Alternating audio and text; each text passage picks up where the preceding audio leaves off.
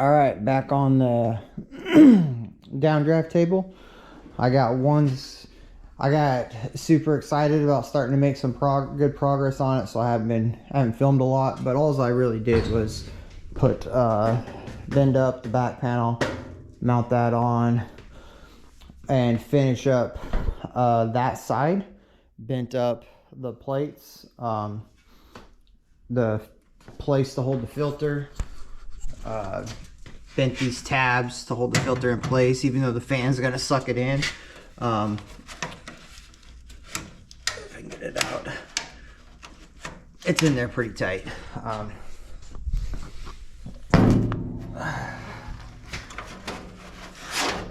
But got a solid piece of steel in here to hold it up. It's a 19-inch circle to direct the flow, and then the filter slides in to keep the dust from the majority of the dust from going out, because it does no good if it sucks it down and blows all the dust back out. The only issue I'm really trying to figure out still is what I'm going to do with my wiring. I want to hide it. I might end up just cutting a notch in the back panel, bringing it underneath and attaching it and rounding up and putting a switch on the front, so when I want to use it, I can just flip a switch, both fans come on, and it's ready to go. But right now we're going to bend up the other side, get that mounted up, and get the filter installed.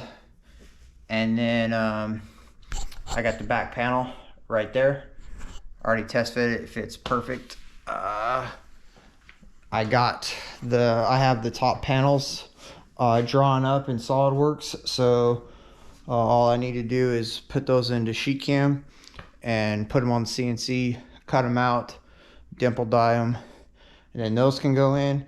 The last thing that I need to draw up on SolidWorks is the drawer to go into the bottom, and then I'm gonna put some sides that come up to like stop the grinding dust from blowing off the side.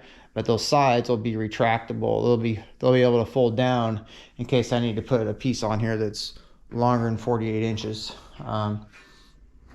So let's go over to the brake, and we'll get that set up and start bending some metal. Now the brake I'm going to be using is my Eastwood magnetic brake. One might ask why I would use that when I have the Tommy Industrial 45-ton hydraulic press. And there's a few reasons for that.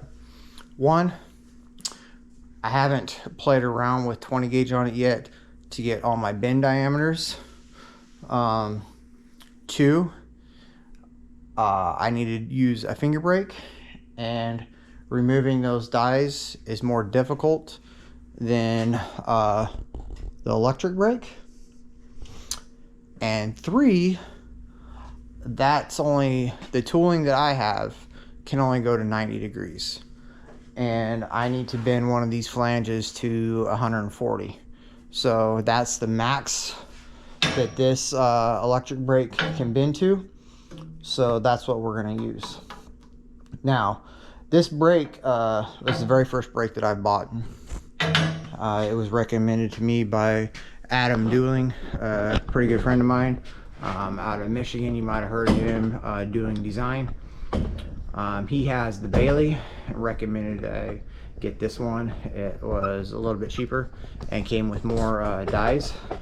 So it comes with this one with all these notches in there, all these fingers right there, and then this big one, and then a smaller one under there.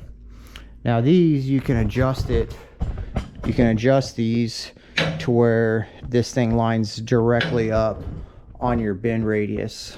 I've been liking this one a lot more lately than this one, I always try to do my bends in the center of the brake is where I try to do my bends. But I've noticed with this solid one, like I get the bend is less pronounced in the center on full length bends than it is with this one. I don't know why. Maybe this one's stiffer because it's got the notches in there.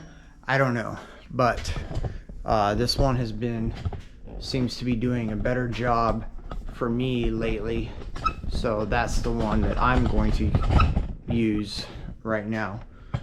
Now when I bent the other one up, I did the flanges first. I did the flanges on the sides, or no, I did those last. So I did my 40-degree bend across here, and then my 140-degree bend across here, and then bent the flanges. And what that caused was this was bent, so these flanges were hitting each other, so I had to cut some stuff out. So this time I'm going to bend the flanges first, and then I'll do my bends, and it should work out better. But first things first, I got to mark my bends along my long bends. So my top bend needs to be 1 inch down from the top, and my second bend needs to be 6 inches down from the top. So no, 7 inches bend down from the top, 6 inches from the first bend. So take my little ruler here, set it to 1, take my line,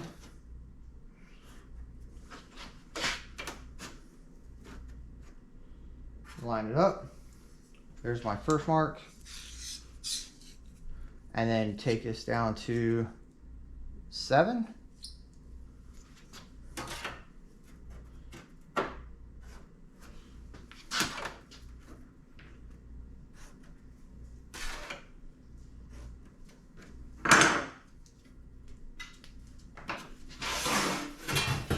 And there's my bend lines.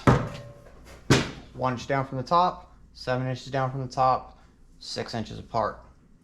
Now I only did the sides because the top die is straight edge, so there's really no point in going all the way across. Sometimes I do it, but there's really no point. So let's bend some flanges.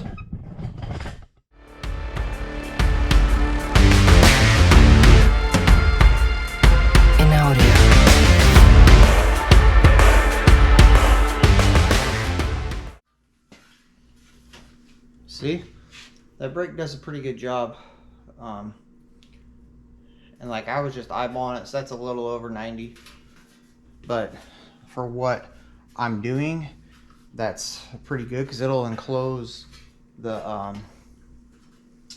fan. Probably give me a little bit of struggle getting it in, actually.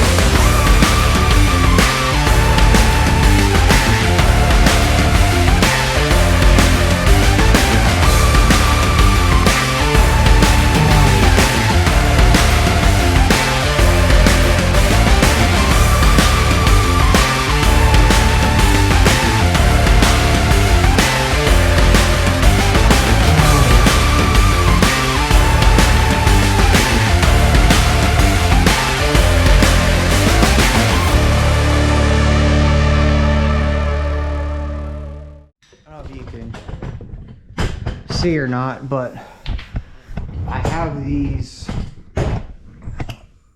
fans in here, like super tight, because I don't want no air gaps moving around. I don't want dust getting out through the cracks. That's why I'm trying to take my time and make sure everything is super tight. This fan is not exactly perfectly straight up. It could be because it's pressed in here and moving the metal around, but my flange is over it down at the bottom. But then if you look right here, it's not. So this has got to come out to go around that, and this was a perfect 90-degree bend. The other side is in perfectly straight. So I had kind of same issues on the other side too, with the frame of the fan not being perfectly straight. So it is what it is, manufacturing defect that I have to deal with.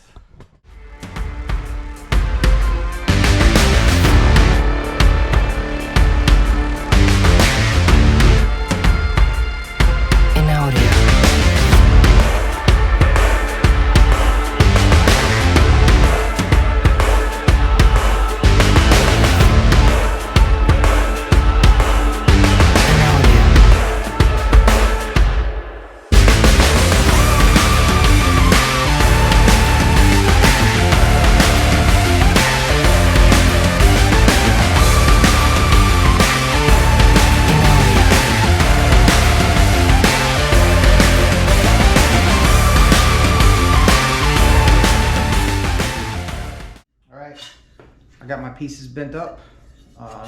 This will be the bottom piece. I got a notch cut out in it for the power cord, and then this is the top piece. I did an extra bend to where it'll fold over the top panel, and like I did that, had to do it on the other side. I had to bend that one by clamping it to my table and then bending it by hand. So this time I knew that I had to do it, so I just took it and bent it in the brake. That was my first bend, and then I bent the bottom bend. So I bent this one first, then I bent this one, and then I bent that one. To get it to move it around the dies, your bend sequence is important, or else you can't get to all your bends. So.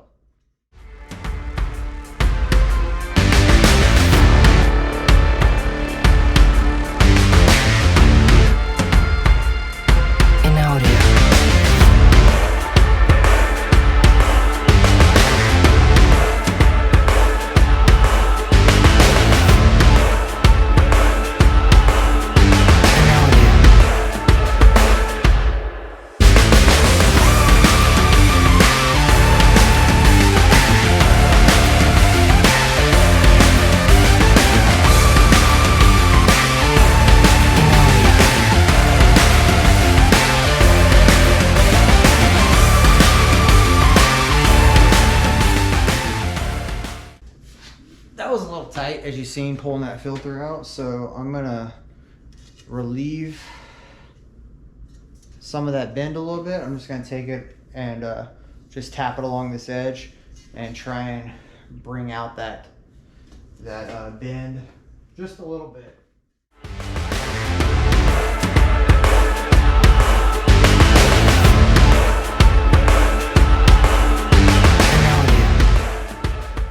Don't forget to hit the like, subscribe, hit that notification button if you want to see some more content.